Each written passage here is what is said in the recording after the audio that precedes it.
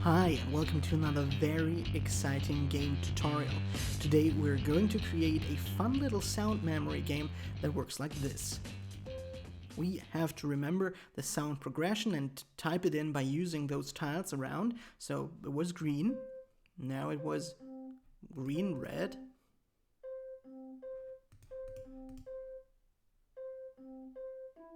and this goes on infinitely as long as you can actually remember the progression. And if you don't, game over and we can restart it. So this is the really fun game that we're going to create. But before we get started, I'd like to thank you for almost 20,000 subscriptions to this channel.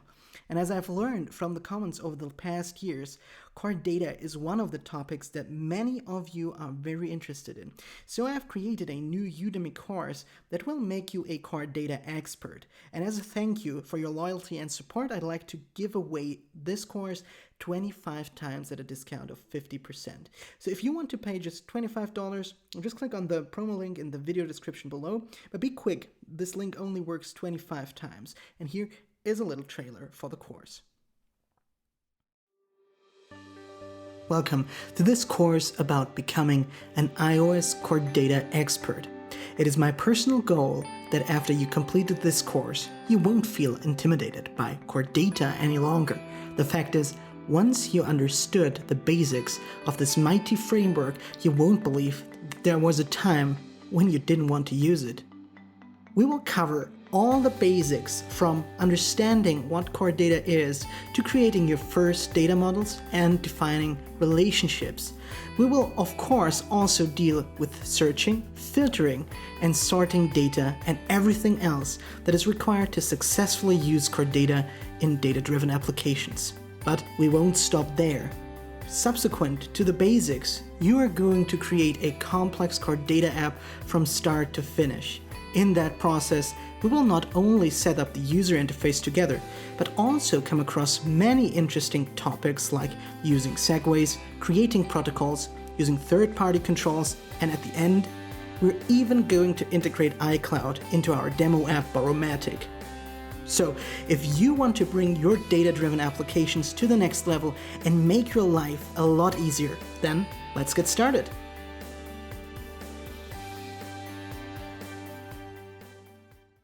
So this is the new core data course, and I hope you will enjoy learning from it. But now let's continue with our sound memory game and fire up Xcode. And the first thing that we're going to do is creating a new project and choosing a single view application. So we don't work with SpriteKit in that simple game. We can simply use UIKit. So we choose the single view application and let's call it sound memory. If you have a better idea for a name for this game, just post it in the comments below. And now we don't use core data for this project. Of course, we use Swift. So let's hit next and create this project. And I will make this a little bigger. So now, the first thing we actually need to do is adding some assets. You can also download them in the video description below.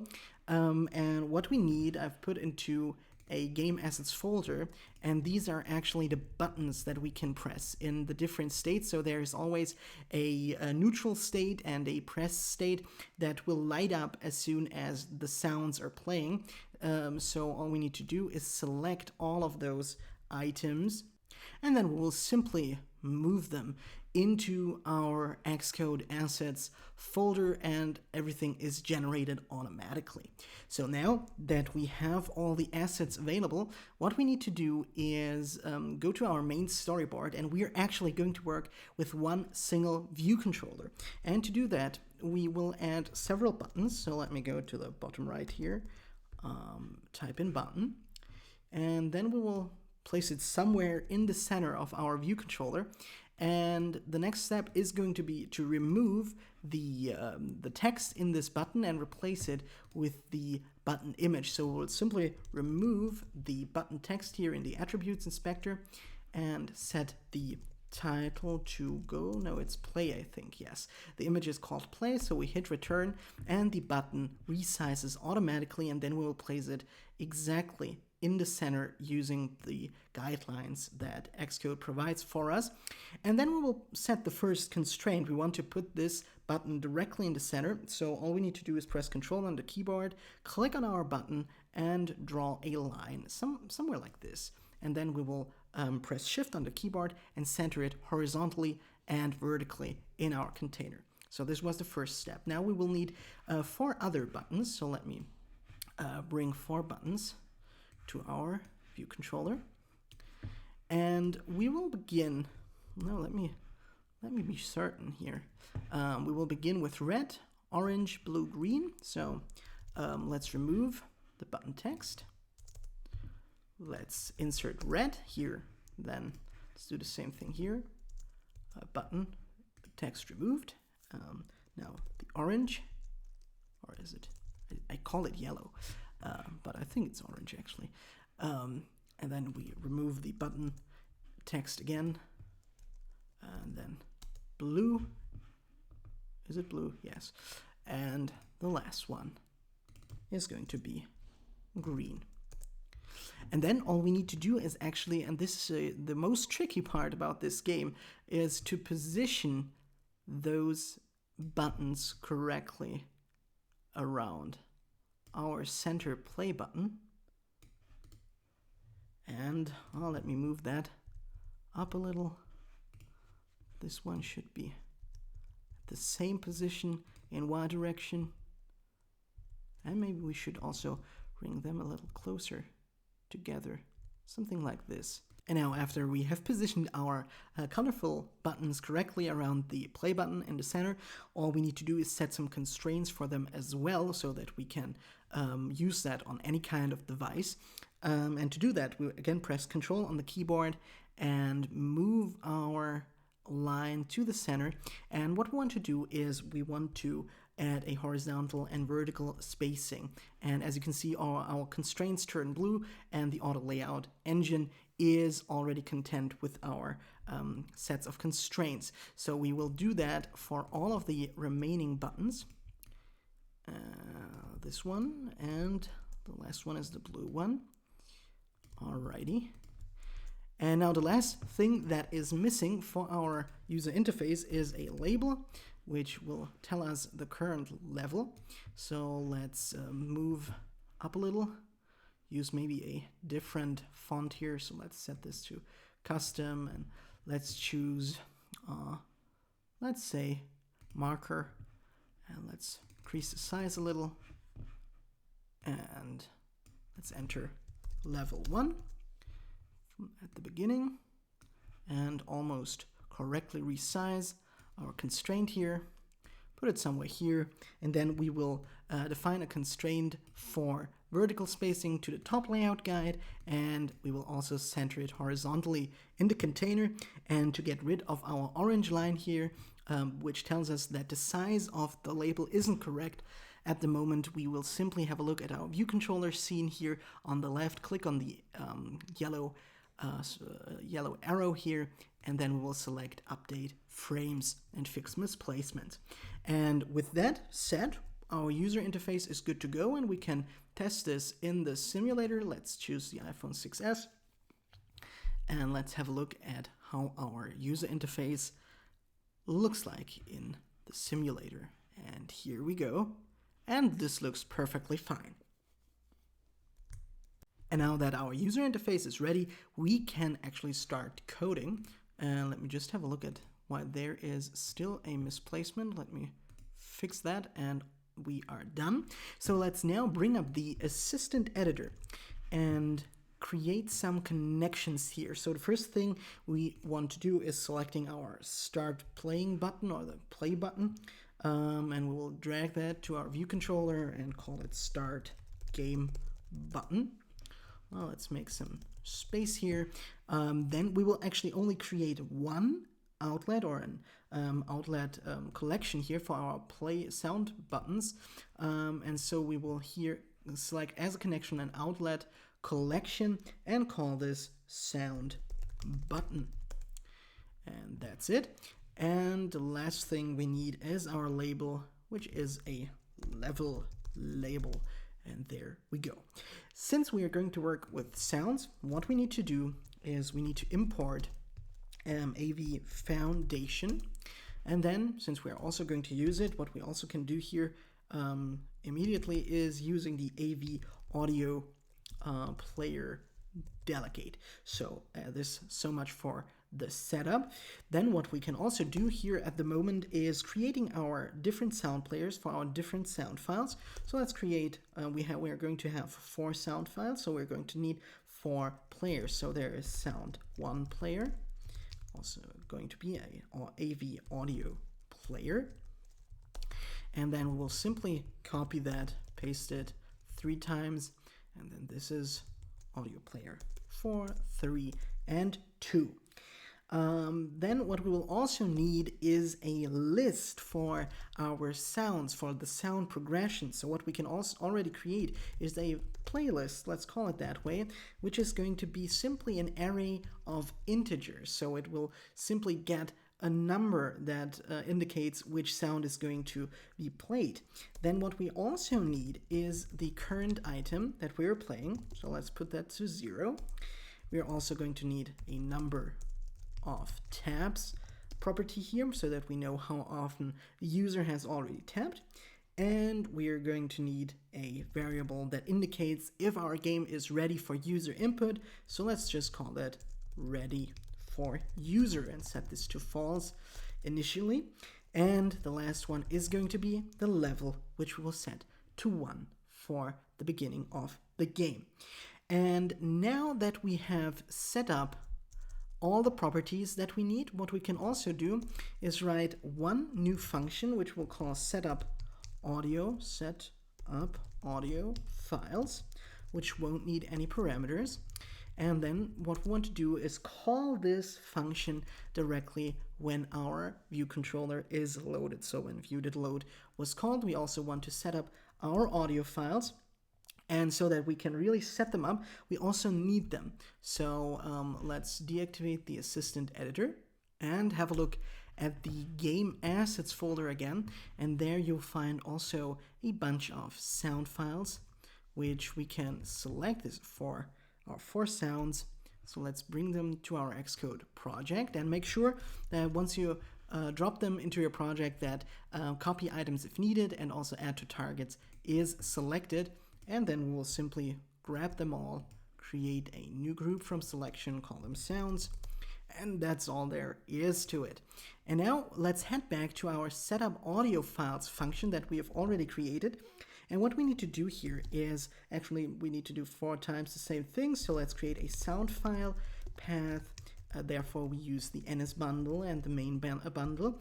And then we will select path for resource, and then the first one is called 1 of type wave.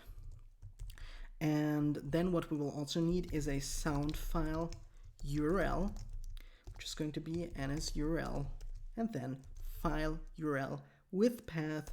And then we can use the sound file path and explicitly unwrap that because we know that it will exist. Now we need to do that 4 times, so let's copy that and paste it 1, 2, 3 times. And then this is going to be the second one. So we need to use the second one here. This is the third one. So we're going to use the third one here. And the 4th one, which we're going to use here. And let's also make sure that we use the correct file name. 1, 2, 3, 4. And then we also need to do the following 4 times. So let's create a do try statement to make sure that we can handle the error that could occur in that place. So what we want to do is use the sound player. Let's begin with sound player 1. So sound 1 player. And now we want to initialize it as an AV audio player with contents of URL. And this can throw an error. So we'll use sound file URL here. So we try that, and we need to do that actually also 4 times. So let's paste it here, 1, 2, 3, 4, and then let's use 2, 3, 4, and now we have some error messages here because we haven't caught any errors yet. So let's add a print statement here and print the error, and then let's build that. And here we go. So this is all we needed to do actually to initialize our AV audio player. And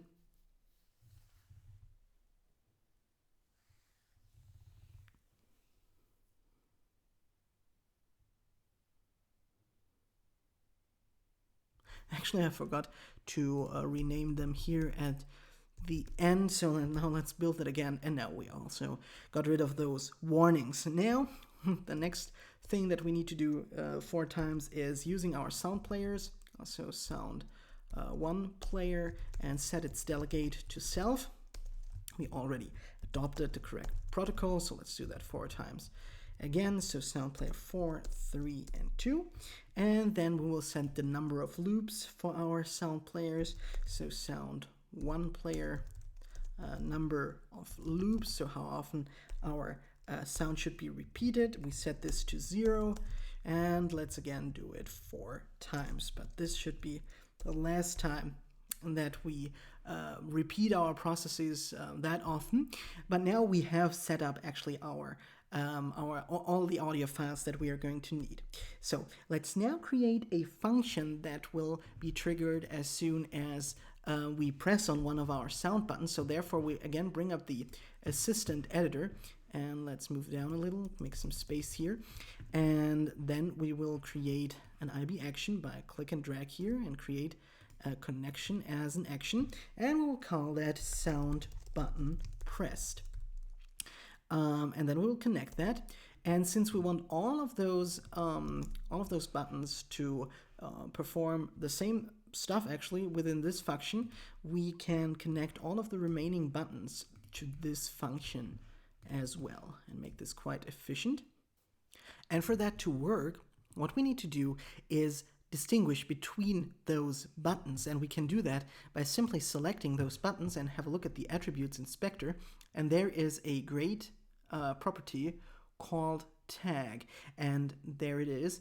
And now we'll set the red one, it will have a tag of 1, then this one will be identified by 2, the blue one by 3, and the green one by 4.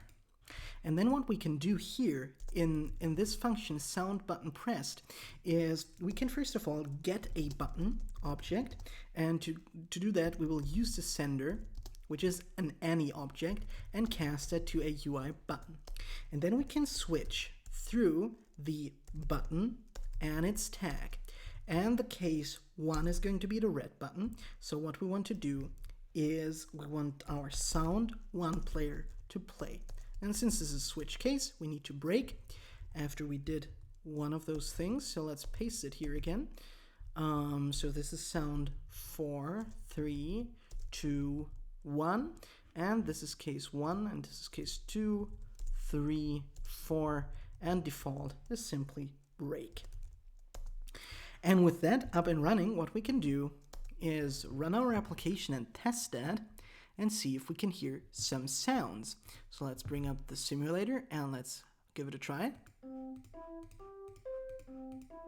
And this seems to work, so very good job here. And now we will move on and see if we can actually create an automatic progression for our sound game.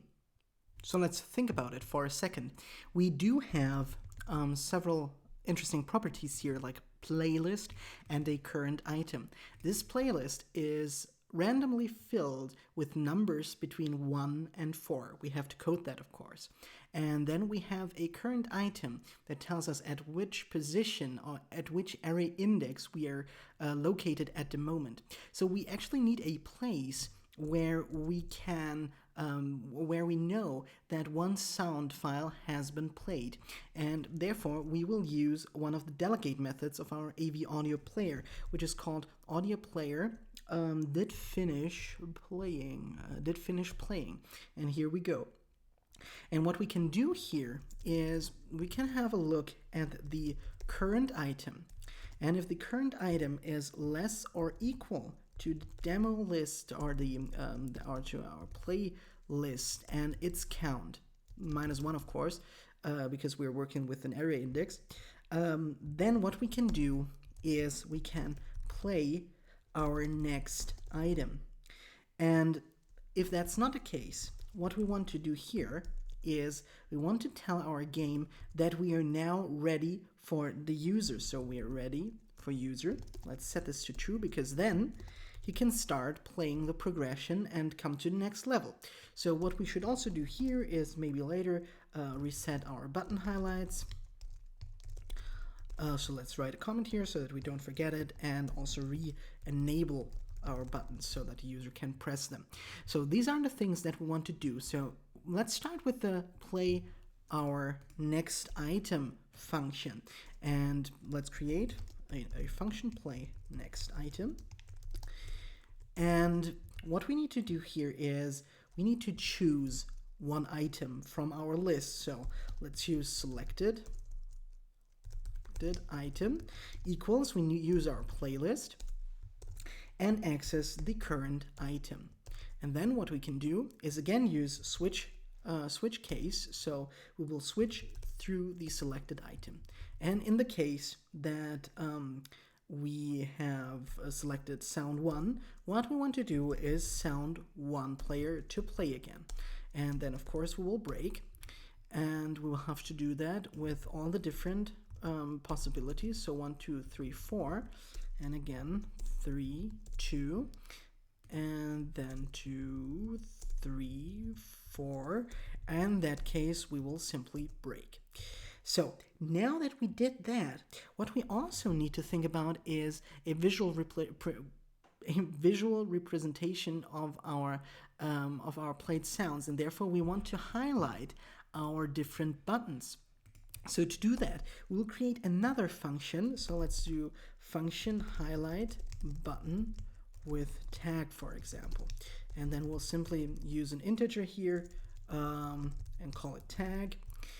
And we will then call this function within this switch case statement before we actually play the sound. So let's say highlight button, in this case with tag 1. Let's copy it again. 2, 3, and 4. And what we also need to do actually is, since we played one item after we have completed this switch case statement, we have to increase our current item number by 1 so that we know that we will switch to the next item in our playlist. So how do we highlight the button? Again, we use switch case here. We will switch the tag, and in case of 1, what we need to do is we need to use our sound button. This is an outlet collection, so we use our tag, and this is actually nothing more than an array, but because we're working with array indexes, then we have to subtract 1 to get the correct array index. So let's use set image, and we need to use red pressed here for state normal. And this is what we have to do for all of our buttons. But I forgot to use the UI image function here, so let's insert UI image named here. Here we go. And then what we can also do at the moment is, since we want to turn off all of the other button highlights once we highlight a new button, we can also create a function to reset button highlights and call sound button 0 set image UI image, and then we use named. First one is red for state normal. Then we can copy that line. So just a little fun, copy and pasting code here. 1, 2, 3, of course. And then we have red, yellow, blue, and green. And then we can call this reset button highlights function right before we actually set the highlight every time, so that it turns off all of the other buttons. So let's move on to the next case and simply copy that code again. So 2, 3, 4. Case 1, 2, 3, and 4. And here in that case, we simply break. All right. And now we should consider what we actually do when we start the game. So let's create another action. Maybe let's say here, right below sound button pressed, from the start game button. Let's create an action and call this start game. And I think what we also did not do so far is connect all of our labels to our of all of our buttons to our sound button collection. So let's have a look. Selecting one of the buttons. So this is the red button, and then we will have a look at the connections inspector. And as you can see, we have connected that button to our sound button pressed function, but not yet to our sound button outlet collection here at the top. So let's do that and connect it like this. And this is the one we used to initially create the collection. This one still needs to be connected, and I think this one as well. Yes. Now we have connected everything and can move on to our start game function. And the first thing we need to do is actually give it a random number for our sound progression. So let's create a random number object here. And to do that, we will use the function arc for random. Well, let's use 4 and plus 1 to get numbers between 1 and 4. And all we need to do now, first of all, is we don't only use arc for random, but we use arc for random uniform. So let's remove these parentheses here and then put the parentheses around here and cast that to an ordinary integer. All right, so now we have a random number, and then we can use our playlist and simply append this random number when we start the game. What we can also do is use our start game button and set its hidden property to true so that we can only press the start game button once, and then we can actually call the play next item function so that we can start playing. This means that as soon as we played our next item, we need to now insert this function also in our delegate method so that every time we played one sound, the next item is actually called. And then, because we have already created this function reset button highlights, we can also insert this here, so reset button highlights. And with that, this looks pretty good. So what we can also do when we are at it, since we can play our game multiple times, what we should consider is resetting our level label text. Let's say we set this to level 1 at the beginning. And that's it actually for our start game function. So we can start a game, we can also play our sounds, but what we cannot do is determine if the user entered the correct progression. So to do that, we will have to write another function. Let's just call it check if correct. Give it a button pressed and an integer because we are working with the button tags. And then actually what we need to do is we need to check in our sound button press, we need to check if we are ready for the user. So ready for user, and if that is the case, what we can do is every time we press a button, we also call the check if correct. We call this new function check if correct and give it the correct tag. So let's copy that again. 3 and 4 and 4 and 3 and 2. And with that in place, we can actually now move on to our check if correct function. And what we do here is, first of all, we check if the button that was pressed is equal, or the number of our button that was pressed is equal to the current number of our playlist, and therefore we use the number of tabs the user has already pressed to iterate through this array correctly.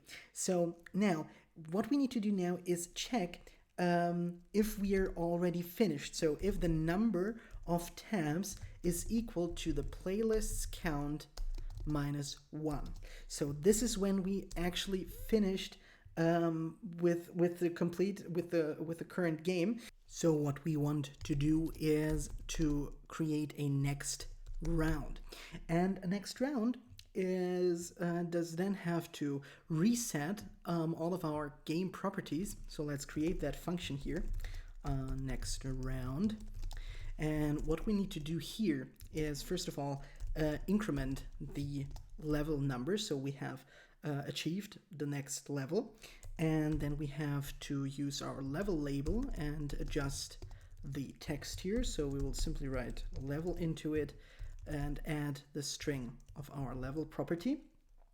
Then we need to set the ready for users bool to false again, since we're now playing our sound progression, the next sound progression. We should also think about disabling buttons here, so let's create a function for that later. We will reset the number of tabs to 0. We set the current item to 0, and we will create a new random number. So again, random number equals, so we again use arg for random uniform, 4 plus 1, and then we cast that to an integer, so like this. And with that done, we can then use our playlist and append our new random number. So this is actually the most important part. And then we play our next item on the list.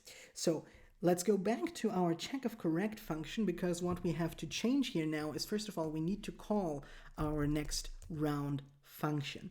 We need to give the user a little time to prepare for the next round. So let's create a time object, use dispatch time here, and then it's required to add a dispatch time t here, dispatch time t. And what we need now is the dispatch time now with a delta of integer 64 is required here, and then we simply use nsec per second. And with that time, let's make sure that we have all of our parentheses set correctly, and that is the case. And now we can use the dispatch after function, dispatch after, and we simply use now our time object. We use the main queue, so dispatch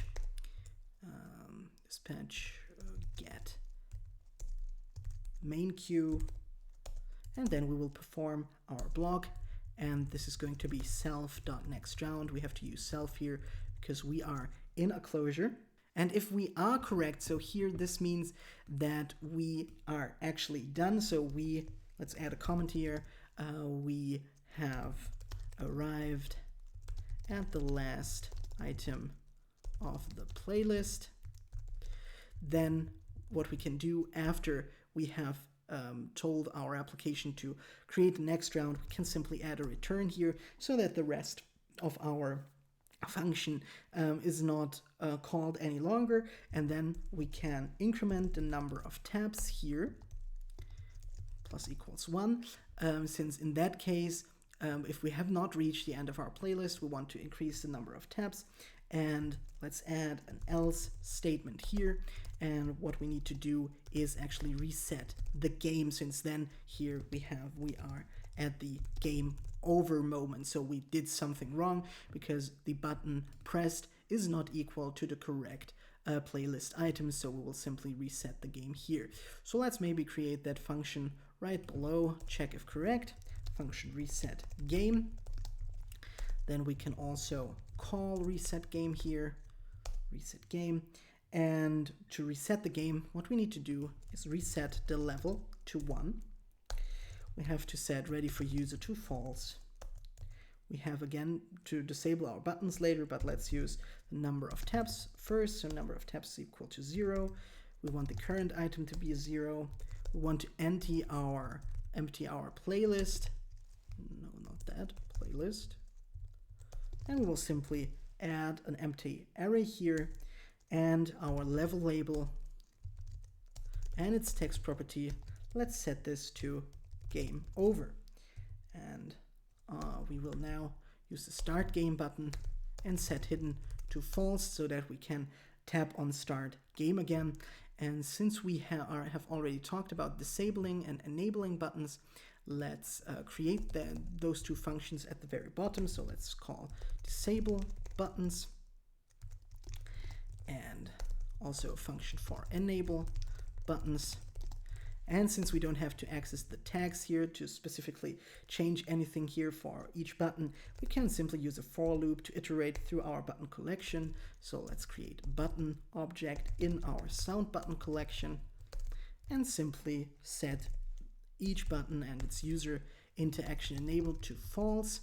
And then we simply copy that for loop here and enable the user interaction again when we enable the buttons. And the enable buttons function, we only call that one time. Actually here, when we want to, so let's just call it here enable buttons, when we are ready for the user so that he can enter his progression. And we want to disable the buttons once we start the game for the first time. So let's simply call disable buttons here. Then we want to disable them in the next round. And also when we disable buttons, and we also want to let's put it above the random number, and we also want to disable the buttons when we reset our game. So let's just call it somewhere here, disable buttons.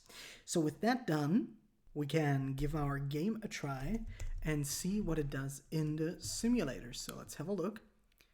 And so first of all, when we click on the play button, you see that we cannot actually press it.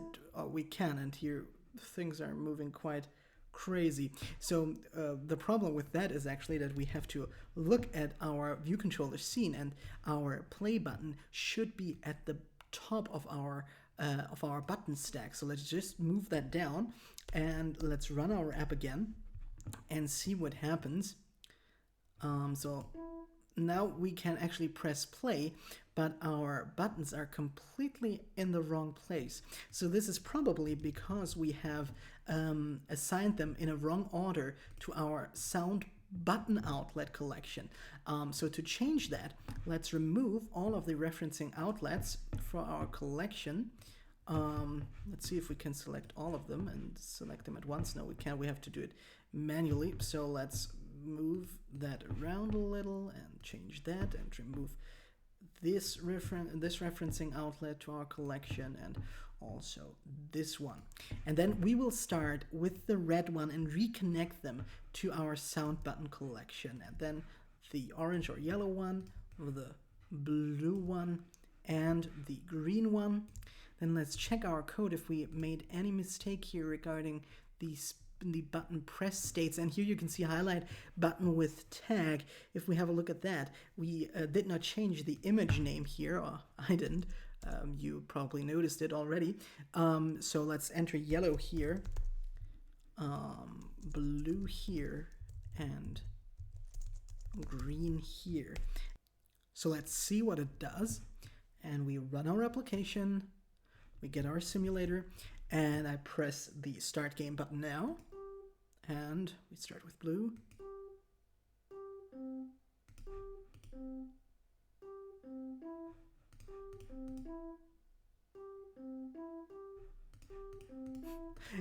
Yeah, and this is quite fun. Now, this seems to work quite nicely, so let's make a mistake here, and we have game over. So let's try it again.